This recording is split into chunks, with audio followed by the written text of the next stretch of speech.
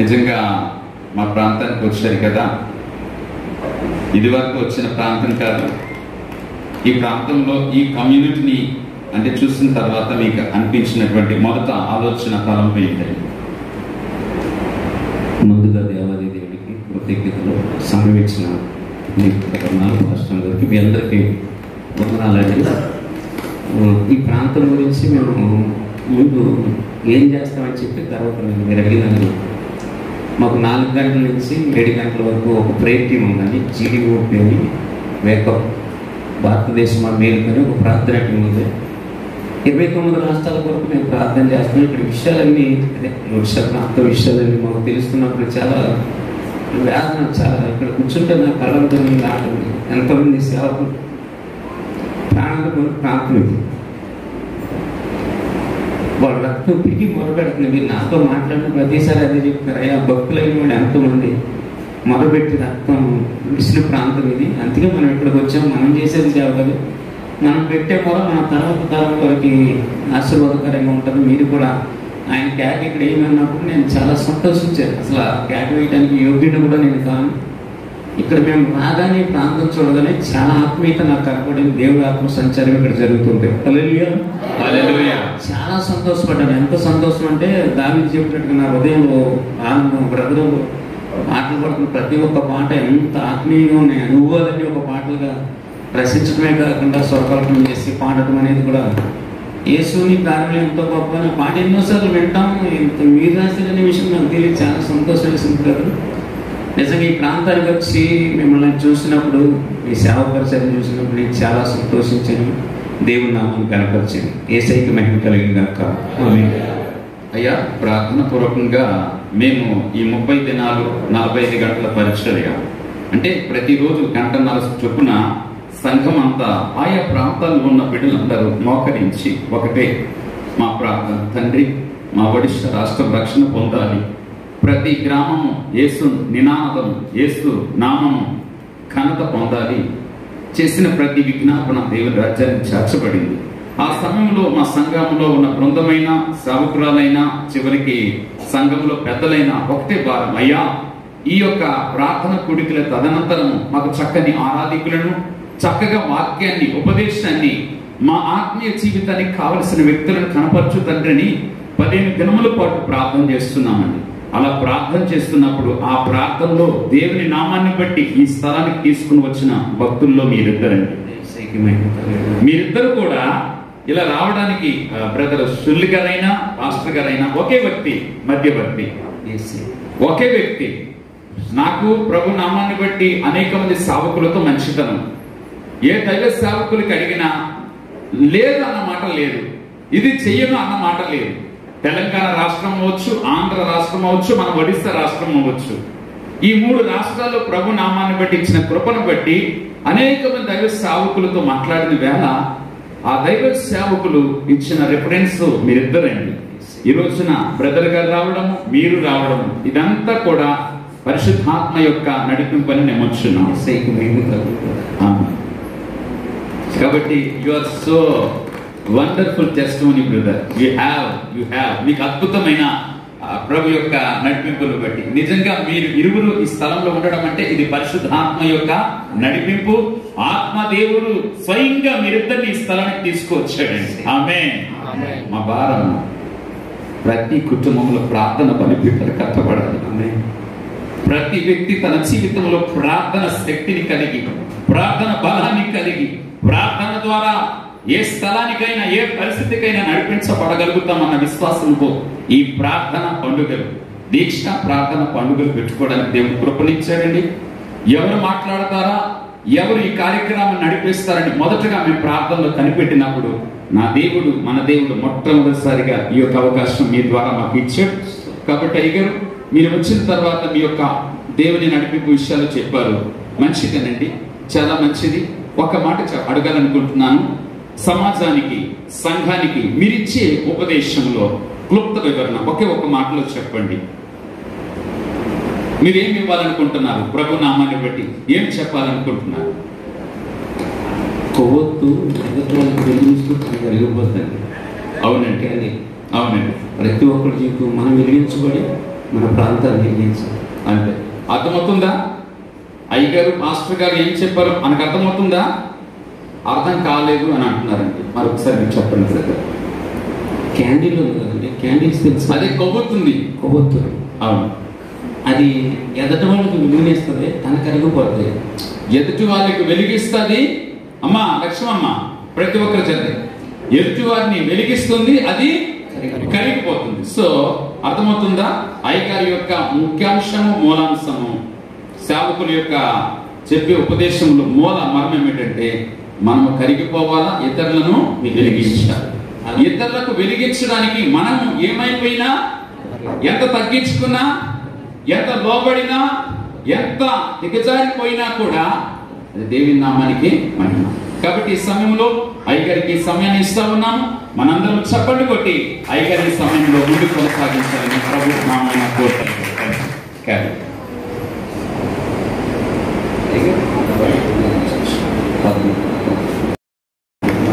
ఇక్కడ పాటలు నడిపించిన అయ్యగారు కూడా నాకు ప్రత్యేకమైన వందనాలు. ఈయన ముందు ముందు సేవ చేస్తారు.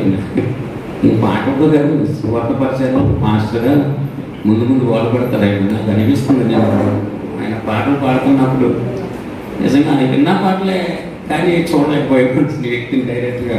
మీ ద్వారా ఆయన చూస్తానికి దేవుడు మనకిచ్చిన ధన్యతను బట్టి ఏసైకి మేము కలిగిన హల్లెలూయా. గట్టిగా స్తోత్రం చెప్తాం. సరే, ఇంతమంది మీరు పాటలు పాడితే మీరు ఎంజాయ్ చేస్తున్నారు. ఈ మధ్య ఒక ప్రేయర్ టీం ఉంది, జీడీఓపి అని గ్లోబల్ ప్రేయర్ టీం. తర్వాత ఐఎఫ్జెలి జపనీయ గారి ద్వారా జరుగుతుంది. 34 ప్రాంతాల్లో నెలకు ఒక రోజు ప్రతి ప్రాంతంలో ప్రార్థన చేస్తుంటారు. దేశం కొరకు భారం కలిగి ఎంత గొప్ప సేవకుడైనా సరే 9ంటికి వచ్చి మోకాలు వేసి ఉంటున్నంత వరకు ప్రార్థన చేస్తారు. అలాంటి ప్రార్థనా టీం ఏంటంటే, మన భారతదేశంలో 29 రాష్ట్రాలు ఉన్నాయి, 137 కోట్ల మంది ప్రజలు, 9 కేంద్రపాలిత ప్రాంతాలు, కాశీ నుండి కన్యాకుమారి వరకు అనేక మంది నశించిపోతున్నారు. దేవుడు అంటే తెలియకుండానే చనిపోతున్నారు. వాళ్ళందరూ ప్రభు వైపు నడిపించబడాలని భారంగా ప్రార్థన చేస్తారు. ఆ ప్రార్థనలే ఈ ప్రాంతం పట్టబడటానికి కారణం కాదని స్తోత్రం చెప్తాం. హల్లెలూయా. మీ సేవకులు ఎప్పుడు చూసినా నేను ప్రేయర్లో ఉన్నానన్న మాట చెప్తున్నప్పుడు నాకు ప్రార్థన అంటే మహా పిచ్చి. ఏదైనా ఒక పిచ్చి ఉందంటే నాకు ప్రార్థన. ఆ పిచ్చి ఉన్న వాళ్ళు ప్రార్థన అంట అసలు స్థితిగతులు, స్థితి మారితే ప్రార్థన పరిస్థితులు మారుతారు. హల్లెలూయా. ప్రార్థన ఏమో పైకి వెళ్ళి ఆశీర్వాదం కిందకు వస్తుందంట. అదే స్తుతిస్తే దేవుడే కిందకు వచ్చి కూర్చుంటాడంట. ఆరాధన చేస్తున్నప్పుడు దేవుడు ఇశ్రాయేలు స్తుతుల మీద ఆయన ఆసనుడే ఉన్నాడు కనుక మనం ఆరాధన చేస్తున్నప్పుడు దేవుడు సంచారాత్మ జరిగింది. ఇక్కడ మీరు నమ్మాలి. ఎలాంటి రోగంతో వచ్చినా కానీ దేవుడు అద్భుతాలు చేస్తాడు. హల్లెలూయా. గట్టిగా స్తోత్రం చెప్తాం. ఇలా మన మధ్య ఉన్నవారే కనుమరుగైపోతున్నారు, నిన్న మొన్న తిరిగిన వారే కాటికెళ్ళిపోతున్నారు. మన మధ్య ఉన్నవారే కనుమరుగైపోతున్నారు, నిన్న మొన్న తిరిగిన వారే కాటికెళ్ళిపోతున్నారు. కనికరించవా కరుణమయా, దారి చూపవా దయగల దేవా. కనికరించవా కరుణమయా, దారి చూపవా నా యేసయ్యా. మన మధ్య ఉన్నవారే కనుమరుగైపోతున్నారు, నిన్న మొన్న తిరిగిన వారే కాటికెళ్ళిపోతున్నారు. చెప్పండి.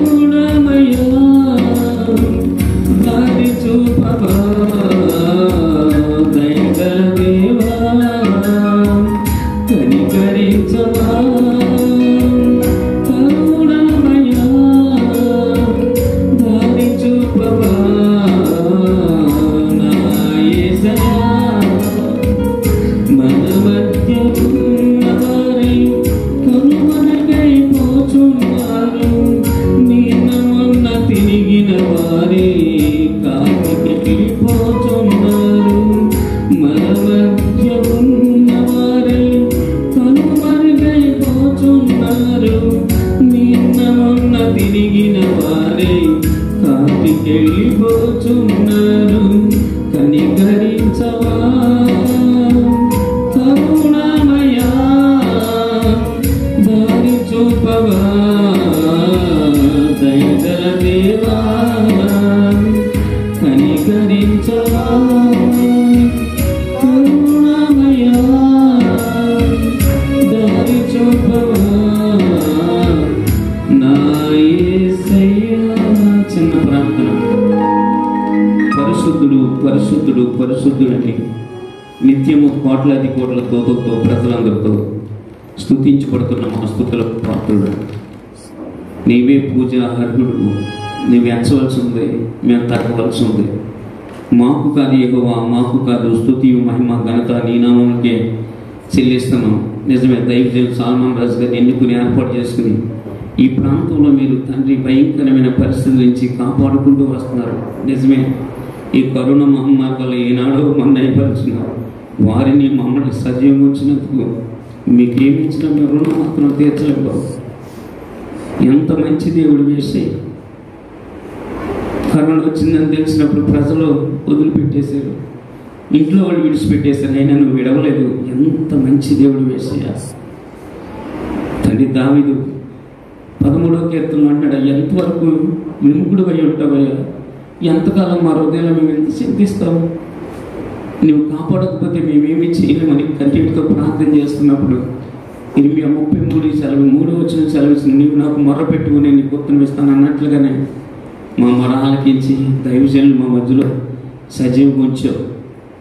ఆయన మేము కూడా ఎప్పుడో చనిపోవాల్సిన వాళ్ళు ఈ రోజు వరకు ఈ వరుస ప్రాంతం వరకు తీసుకొచ్చామంటే ఆయన మేము గొప్పవాళ్ళమని కాదు, కానీ ఇంకా మా ద్వారా జరగాల్సిన సేవ ఎంతో ఉంది తండ్రి. ప్రజలు అనేక మంది నశించిపోతున్నారు. మాలో ఒక భారం దయచేయండి. దీక్ష కుడికుల ద్వారా ఈ ప్రాంతం అంతా తండ్రి ఆత్మీయంగా బలపరచబడునుగాక.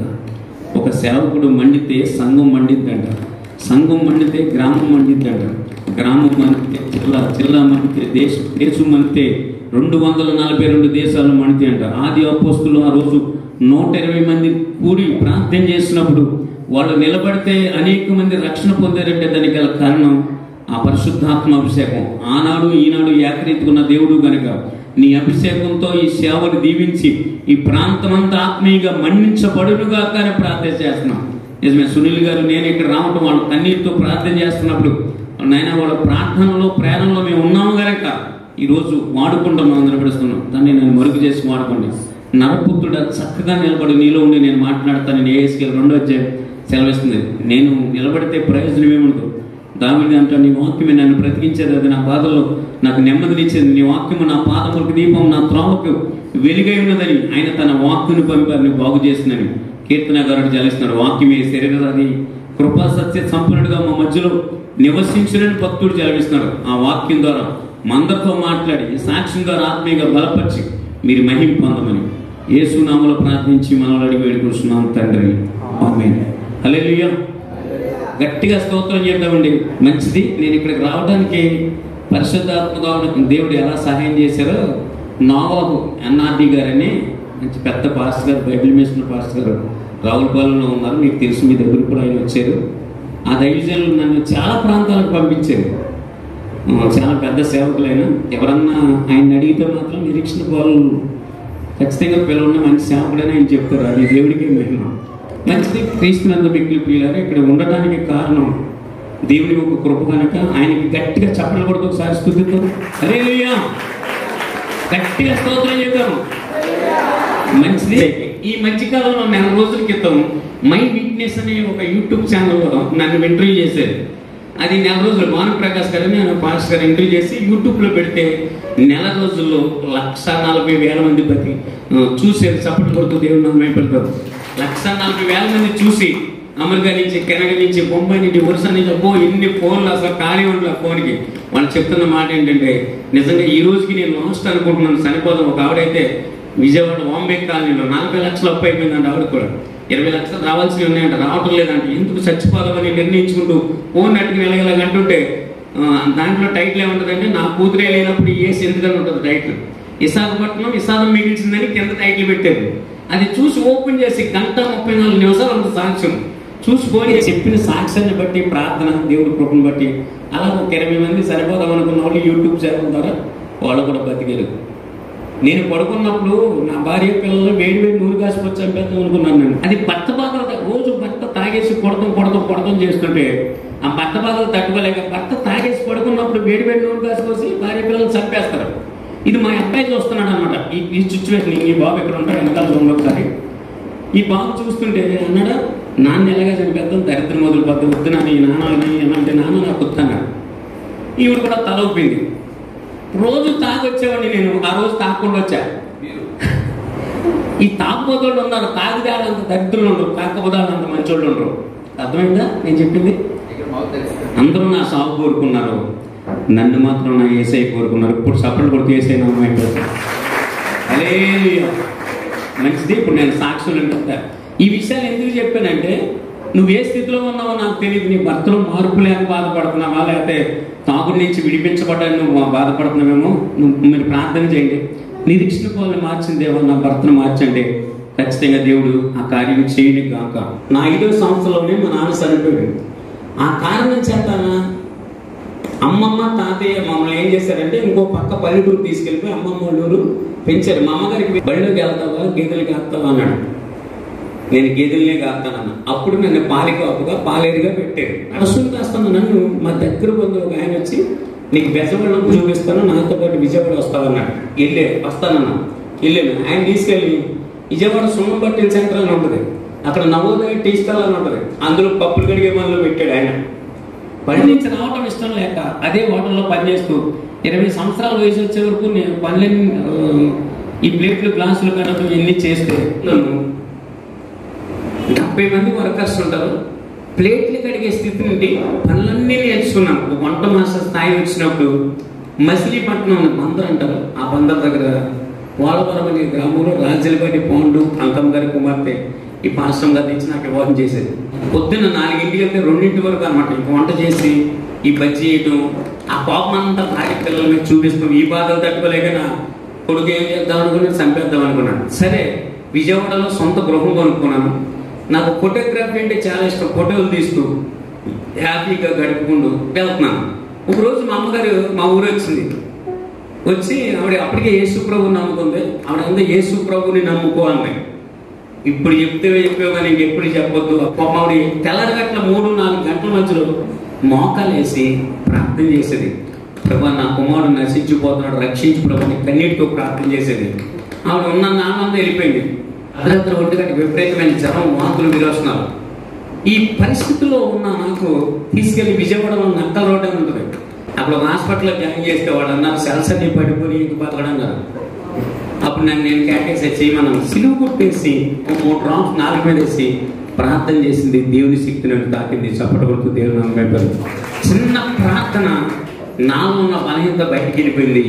అప్పుడు వరకు వాంతులు విరోచనాలు అయినాయి. ఏ ట్యాబ్లెట్ వేసుకున్నా వాంతులు అయిపోయాయి. ఆవిడ ప్రార్థన చేసి ఇచ్చిన తర్వాత వాంతులు కట్టాడుకొని విరోచనాలు కట్టాడుకొని భోజనం పెట్టేశారు. 3 రోజులు ఇంటికి తీసుకొచ్చేసారు. మా అమ్మగారు నాకు మొట్టమొదటిసారి ఇచ్చిన గిఫ్ట్ ఏదైనా ఉందంటే కోట్ల విలువ చేస్తే ఒక బైబిల్ 80 రూపాయలు పెట్టుకొని ఇచ్చింది. ఇంకా తాపొద్దు బాబు చచ్చిపోతామని చెప్పింది. నేను ఎంత మూర్ఖంగా ఉండిపోయి మారిపోయి ప్రతి ఆదివారం తెల్ల బట్టలు వేసేసుకుని ఆదివారం మందిరానికి వెళ్తుంటే దేవుడు వాక్యం ఎఫెసీయులకు రాసిన పత్రిక 5వ అధ్యాయం 25 వచనం ఆ రోజు పాస్టర్ గారు చెప్పారు. ఏమని చెప్పారంటే, పురుషులారా మీరును మీ భార్యని ప్రేమించండి అని చెప్పారు. ఈ వాక్యం నేను పట్టుకుని ఎన్నాళ్ళో నా భార్యని నేను ప్రేమించలేదు, ఇక నుంచి ప్రేమిద్దామని మొదలయ్యా. బయలుదేరి పొద్దున్నుంచి 6 వరకు సాయంత్రం 6 వరకు భార్యని కొట్టేసి ఆ తర్వాత ఐ లవ్ యూ అంటే ఏంటదా మిమ్మల్ని చెప్పేది. పొద్దున్న 6 నుంచి సాయంత్రం 6 వరకు చిరబాధలు బాధేసి సాయంత్రం 6 తర్వాత రాదా ఐ లవ్ యూ అంటే చెప్పించు కొట్టాలని అంటారు కానీ కొట్టదు. ఎందుకని రిమైండ్ అనేది ఒక రేటుగా ప్రతీకారం. నేను అప్పటి వరకునేమో పెచ్చగొట్టుడు కొట్టేసి భక్తుడిని అయిపోయి మారిపోయి ఈవిని ప్రేమిద్దామంటే సాతాను ఆవిడలో దూరిపోయింది. మళ్ళీ ఆదివారం మందిరానికి వచ్చారు. యేసుప్రభు వారి దగ్గరికి పేతురు వచ్చి నీకు ఈ మరణం దూరం అవుగాక అంటారు. అప్పుడు వెంటనే యేసుప్రభు వారు అంటారు, సాతానా నా వెనక్కే పొమ్మంటారు. ఆ మాట చెప్తూ అన్నాడు. పేతురు సాతాను కాదు. పేతురులో సాతాను దూరి దేవుడి చిత్తాన్ని పాడు చేయాలని చూస్తుంది. అందుకే సాతాన్ని గద్దించాడు. కొన్నిసార్లు నువ్వు ప్రార్థన చేసుకుంటే నీ భార్య సాతాన్లా ప్రవర్తిస్తుంది, నీ భర్త సాతాన్లా ప్రవర్తిస్తాడు, నీ పిల్లలు సాతాన్లా ప్రవర్తిస్తారు. కానీ వాళ్ళని ఏమద్దు, నువ్వు సాతాన్ని గద్దించు అనే మాట చెప్పినప్పుడు అప్పుడు అనుకున్నా నా భార్య చాలా మంచిది, కానీ ఆమె ఉన్న దెయ్యం మాత్రం మంచిది కాదని ఇంకా ఆమె ఏమైనా అంటం మానేసాను. ఆధ్యాత్మికంగా అలా బలపడుతున్నప్పుడు నేను చేసే 3D క్యాంటీన్లో 70 మంది వర్కర్స్ ఉండేవాడు. వీళ్ళకి ఎవరికైనా అప్పులు కావాలంటే పెద్ద మాస్టర్ గారు చెప్తేనే ఇస్తాననేవాడు. అనపర్తి నుంచి రెడ్లో అని వస్తారు, రోజువారీలు ఇస్తారు. కనిగిరేని ఉంటుంది ఒంగోలు దగ్గర, వాళ్ళు కూడా రోజువారీ వ్యాపారం చేస్తారు. అంటే 10,000 ఇచ్చి 12,000 కట్టించుకుంటారు. కాబోలు కొద్ది అంటుంది. దీన్ని ఎవరికి డబ్బులు కావాలన్నా మాస్టర్ గారు పెద్ద మాస్టర్ చెప్తేనే ఇస్తానని నేను 1,50,000 రూపాయల మధ్యవర్తి ఇప్పించేసాను. సరే, అలాంటి సమయంలో నేను రక్షణ పొందాను, బాప్తీసం తీసుకున్నాను, నిరీక్షణ అని పేరు పెట్టాను, ఆధ్యాత్మికంగా బలపడుతున్నాం. ఏం జరిగిందంటే నేను ఇల్లు కొనుక్కున్నాను. బందరి కాలువ అని ఉంటుంది, ఆ కాలువ పక్కన ఇల్లు ఒకటి కొనుక్కుంటే ఈ ఫ్లైఓవర్ బ్రిడ్జిలు కడడానికి ఇల్లు అడ్డు వచ్చి ఇల్లు కూల్చేసాను. నేను పని చేస్తున్న హోటల్ 70 మంది వర్కర్స్ ఉంటారు, ఆ హోటల్ కూడా అడ్డు వచ్చే హోటల్ కూల్చేసాను. రక్షణ పొందింది 4 రోజులైంది, ఇల్లు పోయింది, జీవనోపాధి పోయింది. ఒక సిస్టర్ గారి దగ్గరికి వెళ్ళి మీరు ప్రభుని నమ్ముకున్నారు, నేను నమ్ముకున్నాను, నాకు మాత్రం ఇన్ని ఇబ్బందులు ఎందుకు వస్తున్నాయంటే అప్పుడు సామెతల గ్రంథం 24:10 చూపించి శ్రమ దినమున నువ్వు కుంగిని వాళ్ళ చేతగానుడు కలిగిందని గట్టిగా పట్టుకోండి ప్రార్థన చేసింది. దేవుడు మహాకృపను బట్టి ఉచితంగా బాంబే స్కీమ్ మీద ఇల్లు ఇచ్చారు. చప్పులు కొడుతూ దేవుడు మహిమపడతాం. ₹1 ఖర్చు లేకుండా ఇల్లు కట్టించారు. ఆ ఆనందంతో ఇంట్లో గృహప్రవేశం జరిగింది. కానీ అప్పులోళ్ళు అందరూ వచ్చి ఎవరైతే అప్పులు ఇప్పించారో మాస్టర్ గారు ఒకటి మనుషులన్నా అప్పు చెప్పండి, లేదా డబ్బులన్నా అప్పు చెప్పండి, ట్యాక్సీ పెట్టేస్తున్నారు. ఈ ట్యాక్సీ తట్టుకోలేక 12 పాయిజన్ ట్యాబ్లెట్లు వేసుకుని చచ్చిపోదాం అనుకున్నాను. అలాంటి సమయంలో మా అమ్మాయి గుర్తొచ్చింది. సాయి రాజేశ్వరి పేరు. నేనంటే చాలా ప్రాణం, పిల్లంటే నాకు కూడా ఇష్టం. మీకు జస్ట్ చూపిస్తాం కదా, మీ పాప రాజీ అని పిలిచేవాడిని. ఆ పిల్లంటే చాలా ఇష్టం. ఆడపిల్లల తండ్రిని ఎక్కువ ఇష్టపడతారు, ఏంటో నాకు తెలియదు. కానీ గుర్తొస్తే అంతకుముందు రోజు ఒక ఫ్రెండ్ దగ్గరికి వెళ్ళి బ్రదర్ మీరు ఏదైనా కొంచెం హెల్ప్ చేయండి, నేను ఇబ్బంది పడుతున్నానంటే ఎంత కావాలో అంత సాయం చేస్తానన్నాను. కానీ నువ్వు పట్టుకున్న బైబిల్ని విడిచిపెట్టమన్నాను. చెత్త సలహాలు చెప్పొద్దన్నా. ఈ లోపల రావడానికి సలహాలు చెప్పడానికి పని చేయనప్పుడు డబ్బులు ఇస్తాను, మేము ఎందుకు పని చేస్తాం, వెళ్ళి ప్రార్థన చేసుకుని వేసుకోమని అనుకున్నాను. అప్పుడు మోకాలు వేసి ప్రార్థన చేసే ప్రభు 1,50,000 రూపాయలు నేను బ్రతుకున్నంతకాలం నేను సేవ చేస్తానని కుమిలి ఏడ్చి ప్రార్థన చేశాను. ప్రార్థన పరిస్థితులు మార్చారు. హల్లెలూయా. ప్రార్థన చేసేవాడు కావాలి. ఇప్పుడు ప్రజలందరూ రక్షించబడాలంటే కేవలం ప్రార్థనే. మీరు ఇక్కడ ఎలా ప్రార్థన చేస్తామండి, ప్రాంతం ప్రాంతం ప్రాంతం ప్రాంతం ప్రాంతం యేసులో రక్షించబడతాం. ఆమేన్ చెప్పండి, చెప్పబడదు. మీరు అనుకుంటారు 120 మంది మేడగదిలో ప్రార్థన చేస్తాను, 120 మంది ప్రపంచ 2 దేశాలు మొత్తం ప్రపంచ దేశాలందరూ ఎవరన్నా 120 మందిలో వచ్చారు తెలుసా? మీరు ప్రార్థన చేయండి, మీలో నుంచి ప్రవక్తలు లెగుతారు. ఆమేన్ చెప్పండి. సువార్థికులు లెగుతారు, పాస్టర్లు లెగుతారు, ప్రవచనాలు చెప్పే చెల్లెలు లెగుతారు. ఆమేన్ చెప్పండి. ప్రార్థన దేవుడు ఆత్మ 9 రకాలుగా పనిచేస్తూ ఉంటుంది. ఈ ప్రాంతం అంతా కొనకొని యేసు నామములో రక్షించబడును గాక. కుమిలి ప్రార్థన చేశాను. ఆమేన్ అన్న. ఒక్క నిమిషం అలా పడుకుని అలా పైకి చూస్తున్నా. కళ కాదు, దర్శనం కాదు, తలుపేస్తుంది, సిలువాధారం కనపడుతుంది. నేను అనుకున్నాను సిలువ అంటే శ్రమలకే గుర్తు, నాకేమన్నా శ్రమలు తక్కువ ఉన్నాయని నేను అనుకుంటుంటే నాకు ఒక స్వరం వినపడుతుంది, నా కృప నీకు చాలు. ఈ పాట అంటే నాకు చాలా ఇష్టం ఉండేది. జాన్వేశ్వరి గారు ఏలూరు జాన్వేశ్వరి గారు రాశారు, నీ కృప లేని క్షణం నీ దయలేని క్షణం. నా కృప నీకు చాలంటే నేను అన్నాను మనసులో, నీ కృప ఉండే నేను ఎందుకు చచ్చిపోవాలని అనుకుంటానని నేను అనుకుంటున్నా. మళ్ళీ నాకు వినపడుతుంది, నేను నిన్ను చనిపోమన్నా. నా డబ్బు మీద దేవుడు నాతో మాట్లాడు. లేదు ప్రభు, అప్పులు బాధ తట్టుకోలేకపోతున్నానంటే నేను నిన్ను ఎన్నుకున్నాను, ఏర్పాటు చేసుకున్నాను. ఈ లెటర్ నేను ట్యాబ్లెట్ని తీసుకెళ్ళి సత్యానందం గారని రామకృష్ణాపురంలో పాస్టర్ ఉన్నాడు, ఆయన దగ్గరికి వెళ్ళమని చెప్పగా విన్నాను. ఆ మాట విని వెంటనే గుండు దాడొచ్చేసింది. పరిగెట్టుకెళ్ళి ఆయన చూపిస్తే ఏంటి నిరీక్షణ ఎలాంటి తెలుగు తప్పు పని చేసామంటే అప్పులు బాధ తట్టుకోలేకపోతున్నానంటే ఎందుకయ్యా ప్రార్థన చేస్తానని చెప్పి ఆయన ప్రార్థన చేశాడు. గవర్నమెంట్ వారు ఉచితంగా ఇల్లు ఇచ్చారు, ఆ ఇల్లు అమ్మేసుకుని అప్పులన్నీ తీసుకొని మాత్రం నాకు సరిపోద్దని చెప్పి ఆయన ఇంటికి వచ్చి తన భార్య పాస్టర్ గారు ఆయన 4 రోజులు సార్ కూడా సరుకులు ఇప్పించి అప్పులు తీసుకుని మా ఊరు వెళ్ళిపోదామని అనుకుంటున్న సమయంలో మా ఓనర్ గారు కే దస్తగిరి గారని ఆయన వచ్చి లక్ష్మణరావు వచ్చి డ్యూటీ ఎక్కువ కొత్తగా క్యాంటీన్ పెట్టాను. లేదన్నా అప్పులు ఎక్కువైపోయి నాకు మా ఊరు వెళ్ళిపోతున్నాం ఇల్లు అనుకున్నట్టు, నీకు ఎంత డబ్బులు కావాలంటే అంత నేను ఇస్తాను, నువ్వు డ్యూటీ ఎక్కమన్నాను. వెళ్ళాను, 2 రోజులు డ్యూటీ చేశాను. చేసిన తర్వాత నీకు ఎంత కావాలరా డబ్బులు అన్నాడు. వాస్తవానికి 1,50,000 కావాలి. చెప్పడానికి భయం వేసి ఒక 70,000 కావాలన్నాను. 70,000 చేతిలో పెట్టాడు. చప్పట్లు కొట్టడం దేవుడు నమ్మకం. వాటిలో పనిచేసేవాడికి 5,000 ఎవరైంది కదా మనసు. 70,000 ఇచ్చారు. ఆనందంతో 70,000 పెట్టుకుని నా భార్య దగ్గరికి తీసుకొచ్చి ఆశ్చర్యపోయింది. నిజంగా అలాంటి సమయంలో నేను మా అత్తగారికి పాలు చేయి పడిపోతే ఇలాంటి దైవజనులు ప్రార్థన చేయడం ద్వారా స్వస్థ వచ్చింది. ఆవిడ ప్రభుని నమ్ముకుంది. ఈవిడ కూడా దేవుడు అద్భుతం చేశాడు కనుక ఈవిడ కూడా ప్రభుని నమ్ముకుంది. 1000 పలిచినోడికి 500, 500 పలిచినోడు 200 త్వరగా ఎవరెవరికి ట్యాక్స్ పెడుతున్న వాళ్ళకి అప్పులు ఇచ్చేసి ప్రతి ఆదివారం ఇప్పుడు అయ్యగారు ఎంత చెప్పారు చూసారా, ఇది వరకు ఇలా టైమ్స్ ఉండేవి కాదు కదా, ఆ చర్చిలోకి వెళ్ళి పరకాలు వేయటం, శుభ్రంగా పరిసరి చేయటం, సేవకులు ఏ పని చెప్పిన అంటూ తోమని చెప్పినా చేసేవాడు, బాత్రూములు కడిగేవాడు. అలా పరిసరి చేసుకుంటే ఒక రోజుని దేవుడు ఒక దర్శనం చూపించాడు. ఆకాశం నుంచి ఒక వెలుగు నా మీద ప్రకాశిస్తుంది. నా కుమారుడ నా సేవ చేయని స్వరం వినపడింది. నాకు ఈ విషయం అర్థం కాక మా అక్కకి ఫోన్ చేసి చెప్పాడు, ఏంటక్క ఇలాగేదో స్వరం వినపడి నా సేవ చేయంటుందంటే అది దేవుని పిలుపు. ఎక్కడ సేవ చేయాలి ప్రభుని 3 రోజులు ఉపవాసం ఉండి అడిగి ప్రార్థన చేయమంది. 3 రోజులు ఉపవాసం ఉండి కన్నీటితో ప్రార్థన చేశాను. ప్రభు నేను ఎక్కడ సేవ చేయాలండి? అలాంటి సమయంలో నేను విజయవాడలో ఉండి ప్రార్థన చేస్తున్నాను. రాజమండ్రి దగ్గర కొవ్వూరు అనే ప్రాంతం ఉంటుంది, శ్రీనివాసపురం ఉన్నది. ఆ ప్రాంతం అంతా చూపించి నా కుమారుడు నువ్వు ఇక్కడికి రా నా సేవ చేయని చెప్పారు. హల్లెలూయా. ఈ స్వరం వినగానే నా భార్యకి చెప్పాను వెళ్తామన్నాయి. అయితే నేను 3-4 మధ్యలో ఈ దర్శనాన్ని నేను చూశాను. ఈమెకు చెప్తే ఓకే వెళ్దామంది. కానీ 70,000 ఇచ్చిన ఓనర్ గారికి ఒక మాట చెప్పాలి. ఆయన 10 గంటలకు వస్తాడు హోటల్ ఓనర్. ఇప్పుడు ఏం చేయాలి అర్థం కావట్లేదు. వెళ్ళిపోయాను హోటల్ దగ్గరికి వెళ్ళాను. క్యాషియర్ రెహమాన్ భాయ్ ఉంటాడు, భయ్ ఒక్క రోజు సెలవు తీసుకుంటాను, నైట్ గణపతి మేస్తుంది నైట్ పాలు చేయమని, రేపు వచ్చి నైట్ పాలు చేస్తాను, ఓనర్ గారు కూడా చెప్పొద్దని చెప్పాను. సర్లే అన్నాడు. పొద్దున్నే రత్నశాల 6 గంటలు ఉంటుంది మాకు విజయవాడ. 8:30-9 వచ్చాం. ఆ ప్రాంతం అంతా చూసాం. ఔరంగాబాద్ వెళ్ళాం. ఈ లోపు నేనంటే గిట్టని వాళ్ళు మా ఓనర్ గారికి ఏం చెప్పారంటే రాత్రి లక్ష్మణరావు ఇల్లు అమ్మేసుకుని మీ 70,000 పెట్టుకుని పారిపోయాడు అని చెప్పారు. సాతాన్ని సెలరైపోయిందండి. ఆయన ఫోన్ చేశాను, నువ్వు సాయంత్రానికి విజయవాడ వస్తే 2 పాలు ఉంటాయి, లేకపోతే 2 పాలు తీసేస్తానన్నాడు.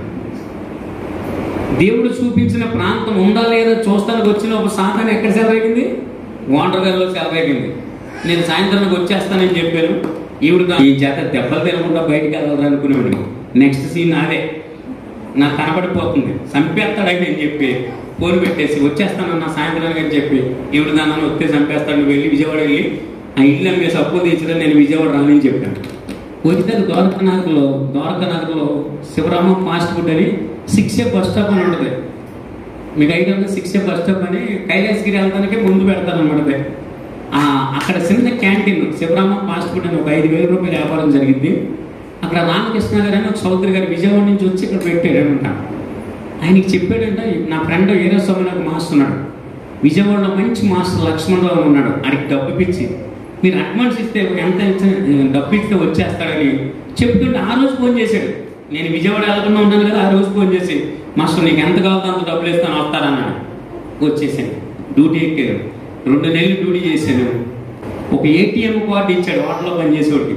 నీకు ఎంత కావాలో అంత డ్రా చేసుకున్నాడు. 15,000 రూపాయలు క్యాష్ ఇచ్చాడు. కాంటాక్ట్కి వెళ్ళాను, విజయవాడ వెళ్ళాము, కొంత డబ్బు డ్రా చేసుకున్నాం. అప్పులు ఇల్లు అమ్మేసుకున్నాం, అప్పులన్నీ తీర్చుకున్నాం. నేను నా భార్య మా అత్తగారు 2 పిల్లలు 5 బయలుదేరి వైజాగ్ వచ్చాము. ఆశ్రమెంట్లో బద్దీలు తీసుకున్నాం. రామ్నగర్లో పిల్లల్ని స్కూల్లో జాయిన్ చేశాను. ద్వారకానగర్ బస్ స్టేషన్లో శివరామ ఫాస్ట్ ఫుడ్లో పనిచేస్తాం. స్టార్టింగ్ 5,000 వ్యాపారం జరిగింది. నేను వెళ్ళిన కొద్ది రోజుల్లోనే 1 సంవత్సరానికి 30,000 అమ్ముతుంది. హల్లెలూయా. గట్టిగా స్తోత్రం చెప్పాము.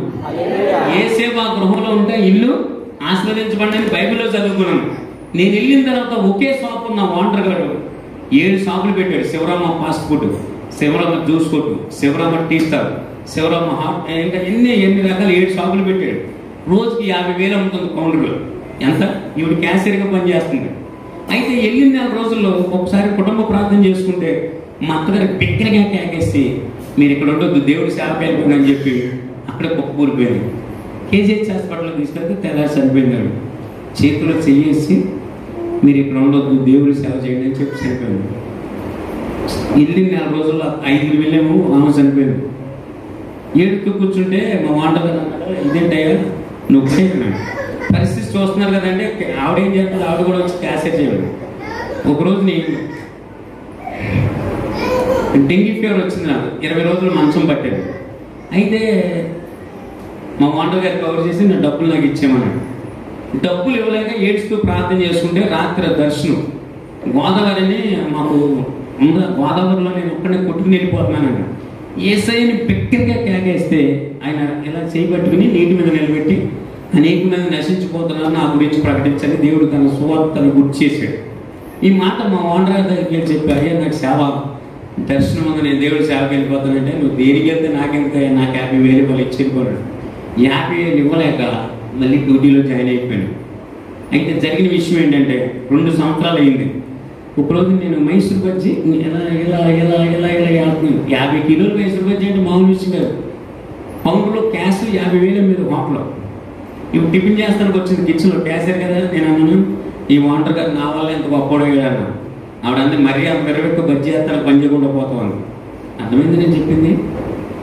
టాలెంట్ని బట్టి ఎప్పుడు మనం వెళ్ళవేయకూడదు. సామెతలను 16:5 వచ్చిన ఒకసారి చదవండి. అన్నాను, నా వల్లే ఓనరు ఇంత గొప్పడైనా అంటే మరీ అంత వెళ్ళవేక్కువ బజ్జీ చేస్తానికి పని చేయకుండా పోతాం. ఈ ఆట అన్న 15 రోజులు ఈ నోట్స్ అలా ఏంటో కానీ టీపీ వ్యాధి వచ్చేసింది. మీకు కావాలంటే రిపోర్ట్ ఈ బుక్లో ఉండదు, చూపిస్తాను. TB report. నేను ఇక్కడ నిలబడి నేను ఒక టీబీ పేషెంట్. పెద్ద వాలంటీర్లో టీబీ హాస్పిటల్కి వెళ్ళి చూస్తేనండి, ఇంకో ఎంత సన్నగా అయిపోయినాయి చేతులు. చాలామంది హెచ్ఐవి వచ్చిన పేషెంట్ లాగా అయిపోయారు. రిపోర్ట్ దగ్గు రావడం మొదలైంది. హాస్పిటల్ తీసుకెళ్తే టీబీ వచ్చింది, నువ్వు పొయ్యి దగ్గరికి వెళ్తే చచ్చిపోతా ఉన్నారు.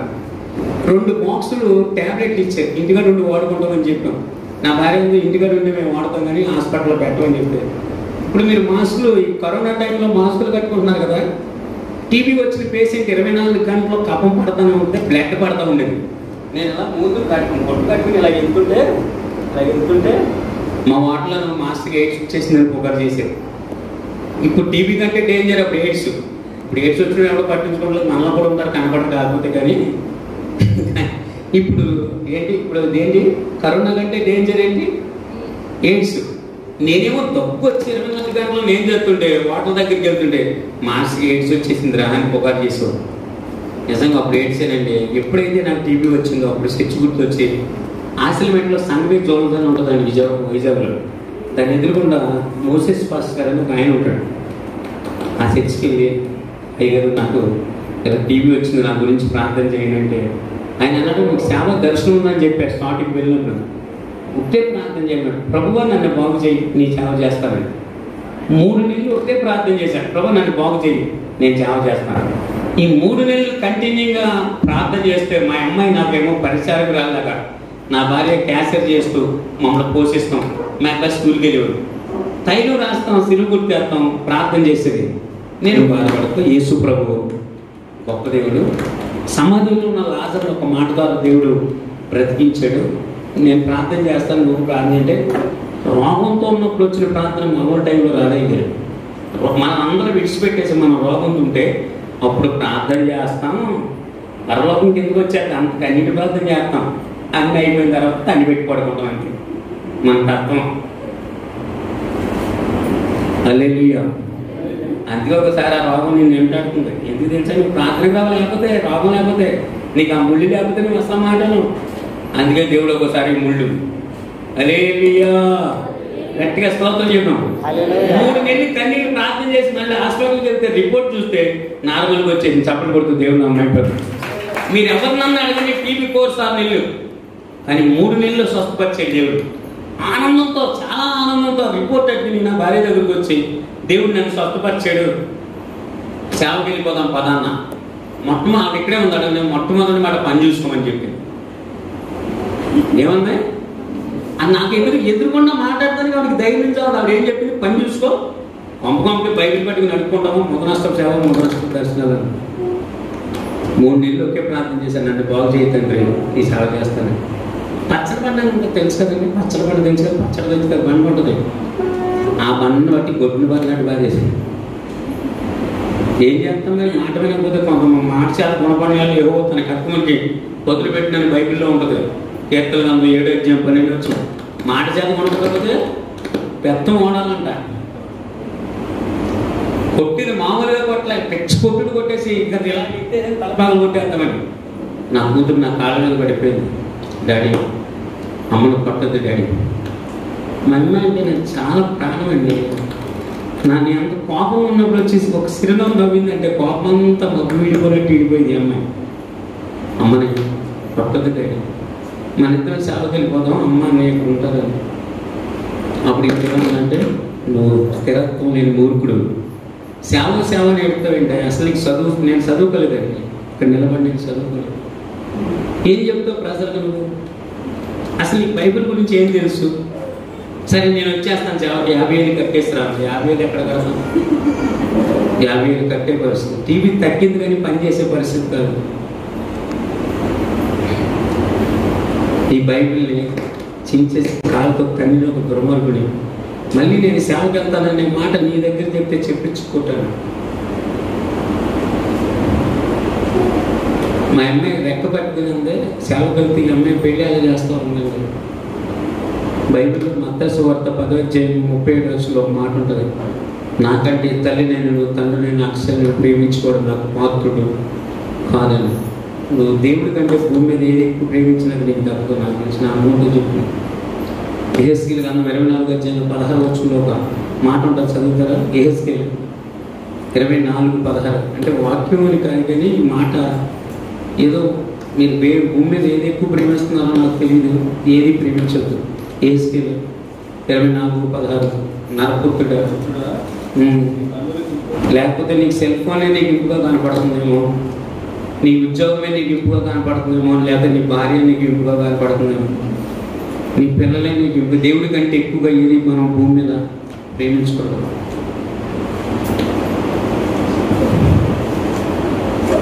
ఈ పిల్లలు పెళ్ళి అలా చేస్తా ఉంది. అన్న 15 రోజులకి ఎప్పుడైతే మేము జ్వరం వచ్చేసింది మా అమ్మాయి, మేము హాస్పిటల్లో ఉండేవాళ్ళం. నైట్ హాస్పిటల్ తీసుకెళ్తానికి ప్రేమ హాస్పిటల్ అని ఉంటుంది సీతంపేటలో. 200 ఫీజు కట్టడానికి లేక ఫోన్ చేసి మా వంట గారికి నేను అక్కడ ఉన్న మోసెస్ మాస్టర్ గారికి చెప్తామంటే 3 నెలలు బట్టి నాకు పని లేక ఫోన్లో బ్యాలెన్స్ కూడా వేసుకోవడానికి డబ్బులు లేక 108కి ఫోన్ చేశాను. అది ఒకటే పే కాల్, అది పని చేద్ది. ఫోన్ చేస్తే వాళ్ళు అంబులెన్స్ వచ్చారు. ఏంటంటే ఇది పరిస్థితి అంటే ఈ హాస్పిటల్ తీసుకెళ్ళాలంటే కేజీహెచ్ హాస్పిటల్ తీసుకెళ్ళమని తీసుకెళ్ళారు. తీసుకెళ్ళిన తర్వాత బెడ్ మీద పడుకోబెట్టారు. మా అమ్మాయి ఒకే ఒక ఇంజక్షన్ చేశారండి, కాలు చేయి పడిపోయి మూతం కూడా వచ్చేసింది. నన్ను ఎప్పుడు నా పక్కన నిలబడి కులుసుకుంటూ ఉండేది, డాడీ నీ అంత అయిపోయి చూడాడి. నేను ఆ అమ్మాయిని తీసుకెళ్ళి బెడ్ పడుకోబెట్టగానే మూతం కూడా వచ్చేసి కళ్ళు స్టక్ అయిపోయాయి, వాంతులు అయిపోయాయి. ఆ ఇంజక్షన్ ఏం ఎఫెక్ట్ ఇచ్చింది ఇప్పటికి నాకు తెలియదు. కానీ ఏమంటే మేము బాగున్నాం మీరు తీసుకొచ్చి వీటికి ఏంటంటే ఏమో మాకు తెలియదు. ఐసీలో పెట్టేసారు. నా భార్యని నన్ను బయట పంపించేస్తే తల వాళ్ళకేసి పడుకుంటున్నాను. ఏంటో అర్థం కాదు. వైజాగ్లో మాకు ఎవరో తెలియదండి చెప్పడానికి. ఇలా 2 సంవత్సరాలు అయినా కానీ పక్కింట్లో కూడా సరిగ్గా తెలియదు. టౌన్లో అలాగే ఉంటుంది కదా. ఇది 2008 మే నెల 2వ తారీఖు హాస్పిటల్లో జాయిన్ చేసాం. 6వ తారీఖు వరకు కూడా రోగం ఏంటో కూడా తెలియదు. అక్కడ ఉన్న మా మోటర్ గారు ఆయన డ్యూటీ ఎక్కడలేదని కనుక్కుని ఫోన్ చేసి ఎక్కడ ఉన్నా ఏంటి ఇలాంటి పరిస్థితి వచ్చాడు. అక్కడ ఉన్న మోసెస్ పాస్టర్ కూడా వచ్చాడు. పిల్లలకి ఇంత సీరియస్ ఉంది, బయటకు తీసుకెళ్ళి బయటకు చేయించుకున్నాం. డాక్టర్ దగ్గరికి గిట్టాలు అన్నారు. పేషెంట్ మేము బయటకు పంపించాము. ఎంఆర్ఐ స్కానింగ్ రాస్తాం, బ్యాన్ బయట చేయించుకుంటారు. అది కరెక్ట్ ఆఫీస్ ఎదురుకుండా సైజని మెడికల్ సెంటర్ అనే ఒక ల్యాబ్ ఉంటుంది. ఆ ల్యాబ్కి రాశారు. ఎంఆర్ఐ రాసిన తర్వాత ఎంఐకి నెలలోకి వచ్చింది. బతికిన మేము ఆరోగ్యం ఉంటుందని గ్యారంటీ అవ్వాలని చెప్పి తర్వాత ఏదో కోర్స్ ఇన్వెస్ట్మెంట్ చేశారు. విజయవాడ శాంతరత్న గారి పాస్టర్ గారు ఫోన్ చేసి అమ్మ మీకు బాగాలేదు కొంచెం ప్రార్థన చేయండి అంటే ఖచ్చితంగా మీ ఇల్లు తీసుకుని కొవ్వు వచ్చేదన్నా దేవుడు మీ అమ్మాయిని మొక్కుపోతున్నాడు, నీకు పిలిపోదు కదా దేవుడు పని చేయాలి. సంవత్సరంలో ఉంటే దేవుడి సాధ్యమన్నారు. మీకు అసలు బుద్ధి జ్ఞానం ఉందని చెప్పి పాస్టర్ గారు కూడా పెట్టేసాడు. ఈమెమో పప్పకి బైబిల్ ఎక్కడి అడుక్కుండా ఉంది. ఇక్కడ పాస్టర్ గారు ఉన్నారు కదా, పాస్టర్ గారు ఆయన వైజాగ్లో ఏదో జాబ్ జాబ్ చేసుకుని బతకొచ్చు కదా, ఇక్కడ దాకా రావాల్సిన అవసరం లేదు. ఇది ఎంత శ్రమ తెలుసా? మీరు చూస్తున్నారు కదా, క్రైస్తవులు ఎన్ని ఇబ్బంది పెడుతున్నారు, పాస్టర్లు చంపేస్తున్నారు, తగలబెట్టేస్తున్నారు. మీ చేత ఒక పక్కనేమో ప్రజలతో కలిగించుకోవాల్సి వస్తుంది, ఒక పక్కనేమో దెయ్యం శక్తుల చేత పోరాటం, ఓ పక్కనేమో ఒకసారి మీరు కూడా ఏకంగా పెడతారు, కత్తి వరకు తిడతారు. మీరు సంఘం ఏంటంటే మా అయ్యగారు మా అమ్మగారు అంటారు, తేడా వస్తే మీరే మాకు శక్తులు అయిపోతారు. కొన్ని సందర్భాలు సేవకులను సమాజం ఎలా వస్తుందంటే బతకలేక బయటకు పెట్టుకుని బతుకుతున్నాను, లేదు బతకలేక భారం భారం నశించిపోతున్న ఆత్మల పట్ల మాకున్న భారం, పరిశుభ్రమైన పౌరులంటే కదా సువార్త చేయవలసిన భారం నా మీద ఉన్నది. అది నేను ఇష్టపడి అయితే నాకు చేసుకుంటాను, లేకపోతే నాకు శ్రమ అంటాడు. అలాగే దేవుడు పిలిచి ఎంతో నేను ప్రేర్ చేసి ఏమేం చేశానంటే ప్రభు ఎంతో మంది చదువుకున్న వాళ్ళు ఇంట్లో ఉంటున్నారు, నన్ను పెట్టుకున్న వాళ్ళు నాకు ఏం కర్మయ్యే నేర్చేవాడిని. నేను ఈ బైబిల్ పట్టుకోవడానికి అసలు యోగ్యుని కదండి. దుర్మార్గుని భార్య పిల్లలే చంపేద్దాం అనుకున్నారంటే అంతకన్నా దుర్మార్గులు ఎవరు ఉంటాడండి. కానీ ఆ దుర్మార్గుని కోరుకుంటున్న విషయం నాకు ఇప్పుడు అర్థం కావాలి. ఆవిడంటే నాన్న మీ అమ్మాయిని తీసుకుని వచ్చిందిగా నీకు ఎక్కడైతే సేవ చూపించాడో స్థలం అక్కడికి వచ్చాను నాన్న అని చెప్పింది. నేను రానన్నాను, బతిమలేదు. ఈవిడంటే 4 రోజులు అయింది, భోజనం కూడా కరెక్ట్గా తీసుకొచ్చి చేయట్లేదు, కొంచెం వంటలు తినడం. మీరు బాగుంటేనే కదా ఏదైనా చేయగలుగుతారు. పిల్లలకు బాగోకపోతే ఆకలి వేస్తున్నారు. ఇలా కదుపుతున్నాను, ఇలా కదిపినా ఉన్నాను. ఎవరి కోసం నా కూతురు బతికించడం, నేను వెళ్ళి బయట పెట్టి సేవ చేయాలంటే నా కూతుర్ని బ్రతికించవలసిందని గర్వంతో ఎవరైతే మాట్లాడుతున్నాను. ఈలోపు మా అబ్బాయి నాన్న పరిగెత్తుకు వచ్చి ఏంటి డాడీ అంటే, ఇదే చెల్లికి ముక్కంతో పైప్ పెట్టారండి, పాములకి వెళ్ళిపోయిన పిల్ల ముక్కంతో పైప్ పెట్టి ఆ పైప్లో నుండి ట్యాబ్లెట్లు పూజ చేసి వేస్తున్నారు. వాళ్ళు గరటలో పాలు పోసి దాని ఇంత రక్తం ఫుల్ ప్యాక్ అయిపోయింది. ఆవిడ కంట్రోల్ అవ్వకుండా వచ్చేస్తుంది. వీళ్ళు తీసుకెళ్ళి చూసరికి సుమారు 25 మంది డాక్టర్స్, జూనియర్ డాక్టర్స్ అంత మంచం చుట్టూ ఉండిపోయి ఈ గుడ్డిని టపా టపా టపా కొడుతున్నారు. సూదుతో గుచ్చుతున్నారు. 4 శిలాన్ని మాట్లాడేది ఎక్కితే తనకి నరాలు దొరుకుతారు. మొత్తం ఇక్కడ పోసేస్తున్నారు, ఇక్కడ పోసేస్తున్నారు, కాళ్ళ పోసేస్తున్నారు. పాములకు వెళ్ళిపోయిన రోజుని కళ్ళు స్టక్ అయిపోతే ప్లాస్టర్ వేశారు. ఆ రోజు మాత్రం ప్లాస్టర్ తీసుకున్నారు. ఈ పొడుతుంటే నాకు ఏడుపు బయట కనపడలేదు, కానీ కళ్ళ ముట్ట నీళ్ళు అలాగే కనపడుతున్నాయి. సజీవ చనిపోయినట్టుంది, బతుకున్నట్టు కొట్టుకుంటుంది. ఈ గుండెని టపా టపా టపా టపా టపా టపా పెట్టి కొడుతున్నాయి.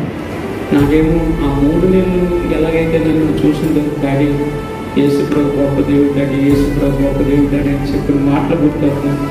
బాగున్నామని కదా నేను తీసుకొచ్చి వెళ్ళగలిగిపోతుందంటే దేవుని బస్సు నా కూతురు సేవ గుర్తని చెప్పి ఒకేసారి పరుడి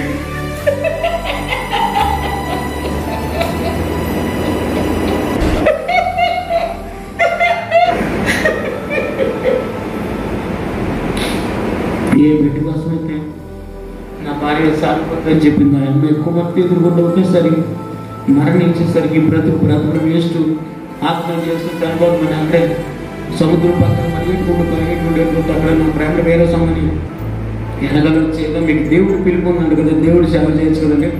దేవుడు సేవ చేయకపోతే దేవుడు మనుషులు చంపేస్తాడు. యేసుప్రభు గురించి చెప్తే మర్యాద ఉండదని చెప్పి ఇష్టం వచ్చినట్టు బూతులు తిట్టేసింది.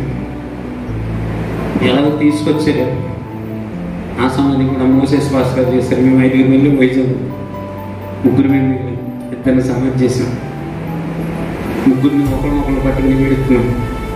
రాత్రి 3 గంటలకు నాకు ఒక స్వరం పడుతుంది, నీకు ఇంకా కొడుకున్నాడన్న సంగతి మర్చిపోతున్నావు, నా సేవ చేయండి. భయం వచ్చింది, వణుకొచ్చింది, టెన్షన్ వచ్చింది. నేను చెప్పాను మనం కొవ్వూరు వెళ్ళిపోదామని. కొవ్వూరు రాని సేవ తండ్రి నేను అన్న కుమారుడు కూడా పక్కడే కన్నా సరే వంటగారికి వెళ్ళి చెప్పండి 50,000 బాకీ ఉన్నాను కదండి. వెళ్ళిన సరే నేను సేవకి వెళ్ళిపోతాను సార్ అంటే 2 చేతులు జోడించి నాకు ₹1 వద్దని చెప్పారు. చప్పటి వరకు దేవుడు నన్ను పడుతుంది. మీకేదో దేవుడు పిలుపుందన్నారు కదా, దేవుడు సేవ చేసుకుంటే ఆ 6వ తారీఖు మరణించింది, 10వ తారీఖు ఆరాధన కొడుకు పెట్టింది. నేను నా భార్య మా కుమారుడు ఊరి వ్యక్తి హస్తాలతో పాటు దేవుడు ఏం చేశాడని మేము బైబిల్ పట్టుకున్నామంటే ఇంకా ఆ కుమార్తె చనిపోయిన తర్వాత కూడా మేము సేవ చేయకపోతే బిడ్డలు కూడా పోగొట్టుకోవాల్సిన పరిస్థితి. ఏసే దగ్గరికి ప్రజలు దేని గురించి వస్తున్నారంటే ఏదో స్వస్థత జరిగితే పిల్లలు కొడుతుంది, బట్టలు మార్పు వస్తుంది. ఈ సేవకుడు దేనికి వచ్చాడంటే ఇంకా ఆయన సేవ చేయకపోతే నేను ఎవరో బతుకునే విషయం అర్థమైపోయి సేవ చేయడం ప్రారంభించాను. హల్లెలూయా. నేను యేసుప్రభు దేవుడని ఇంటింటికి వెళ్ళి చెప్తుంటే సమాజం ఏమని మీకు ఏమన్నా అమెరికన్ డబ్బులకే ఆర్మీ డబ్బులకే ప్రతి మూడు బతకలేక బయట పెట్టి మీరు పని అయిపోయిందని అవమానాలు. నేను యేసుప్రభు దేవుడని చెప్తుంటే మా అబ్బాయి నా వెనకాల వెళ్ళి యేసుప్రభు దేవుడు కదా, దేవుడైతే మా చెల్లి నుంచి చంపేస్తాడని ఆడే ప్రసారం చేసినాడు. పచ్చరంగులు వచ్చేసినాయి బాబుకి, వచ్చేసి సాగుపతుల మధ్యలో ఉంటే నేను చెప్పాను, నువ్వెవరితో ఆటలాడినా దేవుడితో మాత్రం ఆటలాడదు. ఏం చేయమంటావు డాడీ అన్నాడు. ప్రభా నన్ను బాగు చేయి, సేవ చేస్తానని చెప్పాను. అద్భుతమైన రీతిలో దేవుడు అభిజ్ఞానం స్వస్థపరిచాడు. ఆమేన్. తర్వాత కేరళలో పట్టాయి ఐటీసీ పాస్టర్ ట్రైనింగ్ 4 సంవత్సరాలు పాస్టర్ ట్రైనింగ్ అయ్యి ఉత్తరాఖండ్లో రాణికేత్ అనే ప్రాంతంలో 2 సంవత్సరాలు సువార్త పరిచయం. ఇక్కడలాగే కఠినం ఉంటుంది అక్కడ కూడా సేవ. తన ఫ్రెండ్తో కలిసి అక్కడ ఫ్రెండ్ ఉన్నాడు, తనతో పాటు ట్రైనింగ్ అయిన బిడ్డలు కలిసి 2 సంవత్సరాలు సువార్త పరిచయం చేసి వచ్చాడు. ఈ లోపు నా భార్య 3 నెలలు ఫోన్ చేస్తాం అనేసింది, బిడ్డ చనిపోయింది. నా ధైర్యం వచ్చి లాభ అయిపోయింది, చాలా సమయం ఉండేది. సౌకర్యాల మధ్యలో ఉంటే యేసుప్రభు అద్భుతమైన రీతిలో ఆ ధైర్యాన్ని తగ్గించినప్పుడు ఇందుకోసం ఆపరేషన్ జరిగిందంటే అనుకుంటే దూరం ఎక్కడికి ప్రయాణం చేయలేదు. కానీ ఇప్పటి వరకు నేను ఎక్కడ సభకి వెళ్ళినా మా పాస్టర్ గారు అనుకున్నాను. హల్లెలూయా. అసలు ఈ సేవ ఇవ్వద్దని చెప్పినప్పుడు సేవలోనే ఉంటుంది. ఇలా తీర్మానం అన్నమాట, యేసయ్య కొరకే బతుకుతాం, యేసయ్య కొరకే చచ్చిపోతాం. ఎందుకు వచ్చింది అంటే నిజంగా ఎన్నో మంది అనేక పెద్ద సభలు 1900 ఉంటాయి కదా, కానీ ఈ 1900లో మీరు నాకు ఎక్కడ కనపడలేదు, మీకు ఎక్కడ కనపడలేదు. అదొక బాధాకరం. ఇంత మంచి ఆత్మీయులు అనమాట. ఇలాంటి వాళ్ళని కలుసుకుంటప్పుడు దేవుడు కృపే అదండి. ఇలాంటి ఆత్మీయులు ఇంత ఆత్మీయులు ఉన్న సేవకులు మనకు అరుదుగా దొరుకుతున్నారు ఈ రోజుని. కానీ మీకు మంచి సేవకులు ఇచ్చే దేవుడు మీకోసం ఇలాగ దీక్షలు పెట్టి కన్నీటితో ప్రార్థన చేసేవాళ్ళు ఎక్కడ ఉన్నారంటే తీస్తున్నాం. ఇక్కడికి రావడం ద్వారా మీరు తెలుసుకోవాల్సిన విషయం ఏంటంటే మీ భర్తల్లో మార్పు లేదా, మీరు ప్రార్థన చేయండి. నిరీక్షణ వాళ్ళని మార్చిందేమో నా భర్తను మార్చింది. ఆమె చెప్పండి, మాట్లాడా మన వల్ల ఏమి సాధ్యం కాదు, నేను దేవుని వల్ల సమస్తము సాధ్యమే. నేను ఏమి ఏడుతూ ఉంటాను. నేను ఇక్కడ దయాసినది ఎక్కడికి వెళ్ళి వచ్చినా ఏడుతాను. ఎందుకు తెలుసా?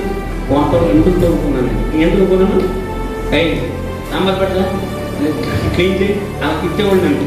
ఇప్పుడు ఆ సాంబార్ పట్టాలని వాళ్ళు సాంబార్ తీసుకొచ్చి సార్ ఏమేమంటారు సార్ అన్నాడు. 113వ కీర్తన 8వ వచనంలో ఒక చక్కటి మాటలు, ఆయన నేల నుండి దరిద్రులను లేవనెత్తేవాడు, పెంట కుప్పల మీద నుండి బీదల్ని పైకెత్తేవాడు. 91వ కీర్తన 14వ వచనం, అతడు నా నామం వెలిగి పడుతుంది, నేను అతన్ని ఘనపరచదు. ఈరోజు నీ స్తుతి మహిమ ఘనత నా యేసయ్యకే. ఆమేన్ చెప్తాం మనం. నన్ను ఘనపరచువారిని నేను ఘనపరుస్తానని 1 సమూయేలు గ్రంథం 3వ అధ్యాయంలో ఉంటుంది. నిజంగా ఈ రోజు అనేక చోట్ల ఓడబడుతున్నాం. నా సాక్ష్యం ద్వారా సుమారు ఆత్మహత్య చేసుకుని చచ్చిపోదాం అనుకున్న వాళ్ళు 40 మంది బతికారు. చప్పట్లు కొడుతూ దేవుడు నన్ను నిలబడి అసలు నన్నే లేకుండా భూమి చేద్దాం అనుకున్నాను. కానీ దేవుడు ప్రాణానికి ఎంత ఉందో చూసారా, ఎంత ఉందో చూసారా. అసలు నన్నే మొత్తం ఫినిష్ చేద్దాం అనుకున్నాను. కానీ ఫినిష్ అయిపోవాల్సిన వాళ్ళు నిలబెట్టడమే కాకుండా చచ్చిపోదాం అనుకున్న వాళ్ళు సజీవం వచ్చిన దేవుడికి మహిమ మహిమ కలుగుగా అని చెప్పారని చూస్తున్నాను. మహిమ కలిగిన కాక ఎవరి కలగాలి మహిమ? స్తుతి మహిమ దాంతో ఇప్పుడు ఆయనకి ఆయన ఎంచవలసి ఉంటాయి, మనం తగ్గవలసి ఉంటాయి. ఏ యోగ్యత అర్హత లేని నన్ను వాడుకున్న దేవుడికి మనం నిజంగా